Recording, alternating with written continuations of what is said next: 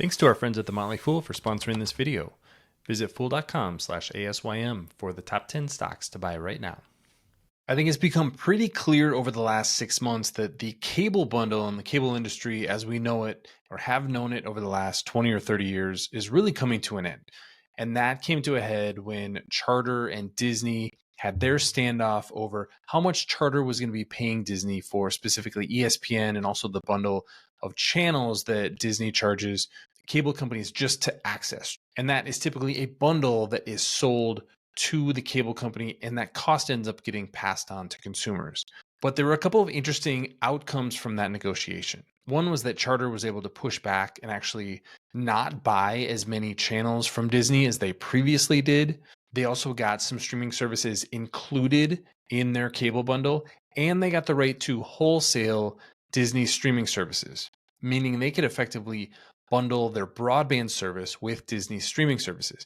And this brings me to the telecommunications companies, specifically Verizon, AT&T, and T-Mobile. And there's a reason that I think these could be the companies that really upend the cable bundle and the cable industry in general. So that's what I want to dig into today. My name is Travis Hoyam. Thanks for watching Asymmetric Investing. Please subscribe here on YouTube for all my content. And I want to thank this video sponsor, The Motley Fool. If you're interested in finding some great new stocks, check out fool.com/ASYM for their top 10 stocks to buy right now. Now, what's critical to think about is the way that the old bundle worked and the way that potentially a new bundle would work. So the old bundle was really cable bundling a bunch of channels together. And as long as there was something that each consumer, each household valued, the bundle as a whole had a lot of value. So that was probably the biggest driver of value in the bundle. Because if you missed the game on Monday night, that was going to be a big problem. But other consumers wanted to watch TLC or Bravo or the kids networks like the Disney Channel. The value of the bundle was not how much you were paying for each specific channel. It was how much you were paying for all of the content overall. The problem over the last decade or so is a lot of that content has moved to streaming. That has made the bundle less valuable and the content on linear TV less valuable. That in turn makes the cable companies less valuable. This has generally been called the great unbundling, but bundles do make a lot of sense. You put a bunch of services together and there's something that everyone gets value out of, and it gives some consistency for the companies that are adding content or services to those bundles. It reduces churn and it really works financially for everybody. The interesting thing over the last few years to me is the increase in fixed wireless for these telecommunications companies and these wireless companies. With the growth of 5G networks and the improvement of the speed of those networks, we're starting to see more broadband go over the air rather than through a cable. Remember, broadband often started with DSL, then went to cable. Now we have things like fiber.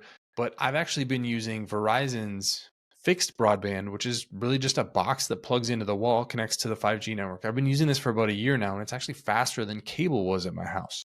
So now you have cellular service for your smartphone. You have broadband service for your home or business. And now it makes sense to make that even more valuable to include streaming services. We are starting to see these bundles come together. And I think this is ultimately what's going to disrupt the cable bundle and the cable industry even further and create more paths for distribution of streaming services. This is one example of these bundles, and this is Verizon, who I think has done really the most work in improving the bundle and trying to bundle these new products together. They have 3 that they're showing off right now. One is the Apple iPhone bundle, includes music, TV Plus, arcade, and cloud plus. So Apple One for $50 per line. If you're interested in Disney content, they have a $40 per line bundle that includes Hulu, Disney Plus, and ESPN Plus. And there's also the shopping bundle for Walmart, where you get a Walmart Plus membership. What's unique about these bundles compared to the old cable bundle is it's really not one size fits all. It's Verizon being able to say, hey, what do you value the most? Are you a fan of Apple products? Are you a fan of Disney products? Are you a fan of Walmart? There could be something for everyone. And I think that's ultimately what's disruptive to the cable companies. The great thing for these telecommunications companies like Verizon, AT&T, and T-Mobile is fixed wireless and any bundle revenue is incremental revenue and incremental margin for them. As fixed wireless has really exploded, that is going into the very high margin services revenue that they have for their wireless networks. So they spend billions and billions of dollars to build out a 5G network, buying spectrum, installing equipment, and then it's very low cost for every marginal customer that gets added. That's why oftentimes it's much more important for them to have more customers than it is to charge a high price for each customer. But the other way to grow is to add services for customers that are already on your plan. So you have a smartphone, great.